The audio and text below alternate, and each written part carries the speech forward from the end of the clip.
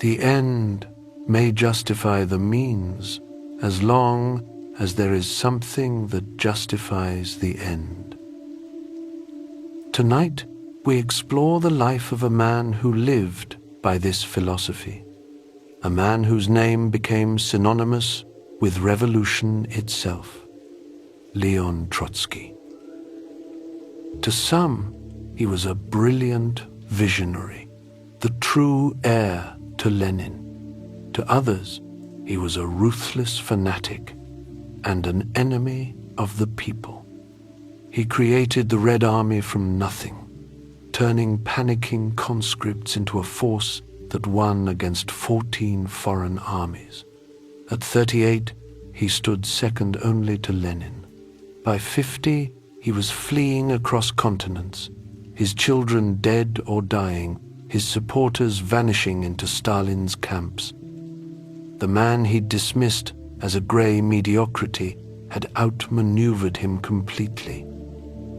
Yet, from a fortified villa in Mexico City, he kept writing, kept fighting, and kept believing history would vindicate him. An assassin with an ice axe ended that hope in August 1940. Stalin's erasure, however, had already begun. Trotsky was scrubbed from photographs, then struck from books, until he was finally removed from memory itself. For decades in the Soviet Union, speaking his name meant arrest or worse. The revolution's architect had become its ghost. But before we dive deeper, I want to know what you think. Was Trotsky a tragic hero who fought for a better world, or was he simply a dangerous ideologue whose methods were just as ruthless as his rivals? Share your thoughts in the comments below. Oh, and if you're enjoying History After Dark, please take a moment to like and subscribe. It really helps other sleepy souls find this content. Now, settle in as we begin to explore the life of the armed prophet who became an outcast and the man who was destroyed by the very world he helped create. This is the bedtime biography of Leon Trotsky.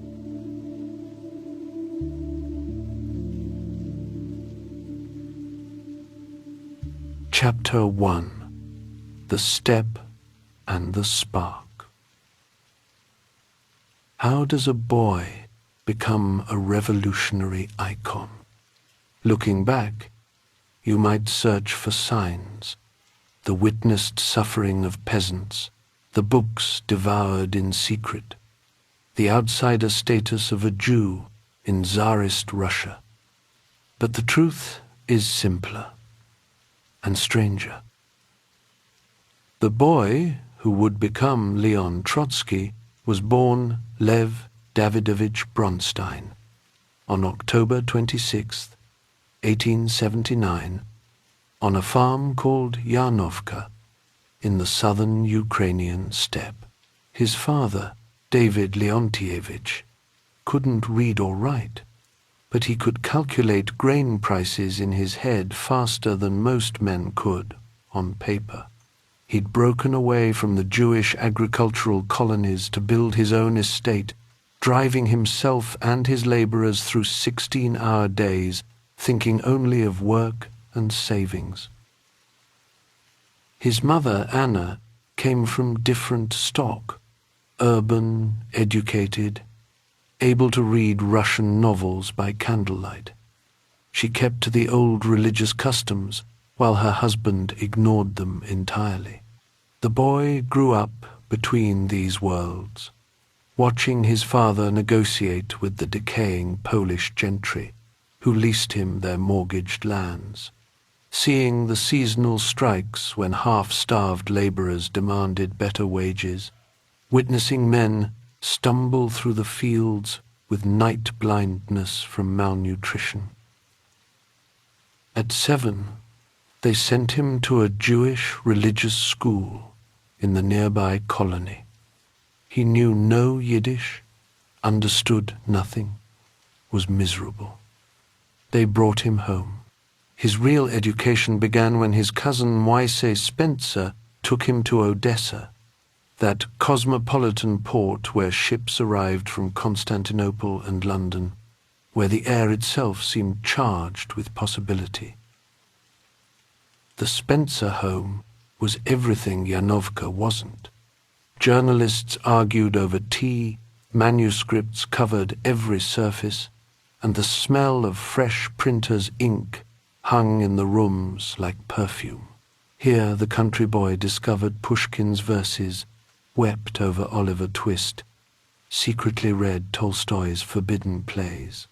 He was being polished, transformed, prepared for something neither he nor his hosts could quite name.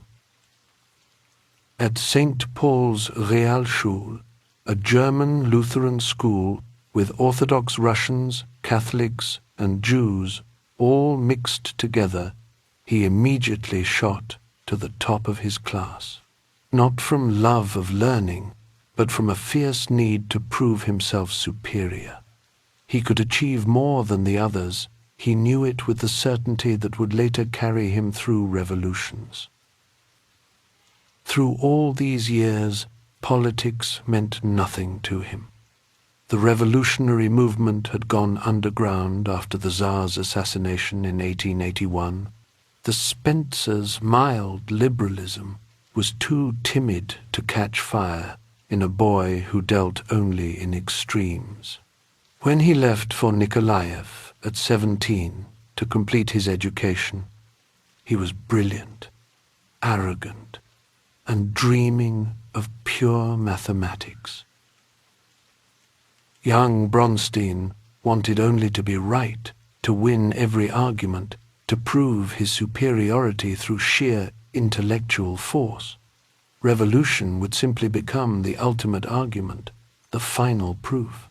But that transformation still lay ahead, in a provincial town where a Czech gardener ran a discussion circle, the police considered the most dangerous address in southern Russia.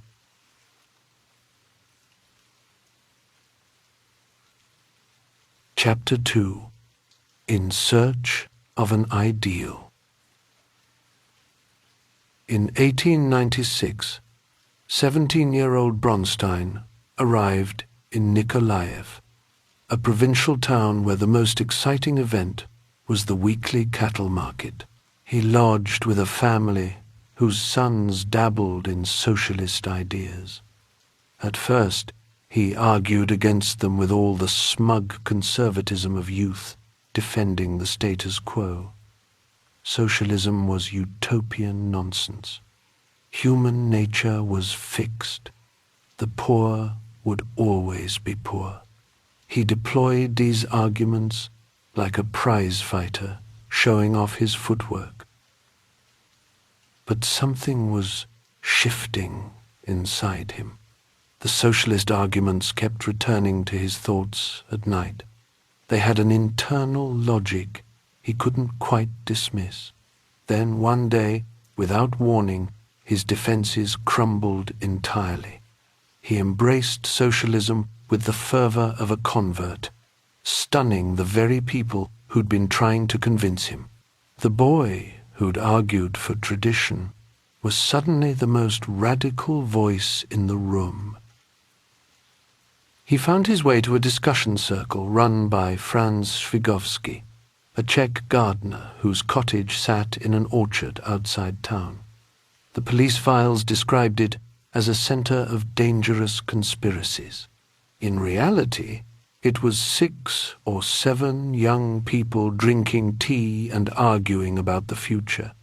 Here he met Alexandra Sokolovskaya, a young woman whose calm certainty infuriated him. She was a Marxist. He immediately positioned himself against her. The Narodnik tradition, with its romantic faith in the peasantry and heroic individuals, appealed to his theatrical nature. Marxism seemed dry, mechanical, reducing everything to economic forces. Night after night, they battled across Shvigovsky's wooden table. She questioned how any logical person could rest on vague, idealistic emotions. He mocked her for following that narrow, impractical foreign doctrine that turned humans into economic units. The arguments were intellectual, but the undercurrent was personal. On New Year's Eve, after hours of particularly vicious debate, something snapped. He stood up, trembling with rage, or perhaps something else, and shouted, "A curse upon all Marxists, and upon those who want to bring dryness and hardness into all the relations of life." She left town soon after, swearing never to speak to him again. But the seed was planted. Within months, he was reading Marx in secret, finding in those dense pages something that answered questions he hadn't known he was asking. By 1897, he and his friends had founded the South Russian Workers' Union.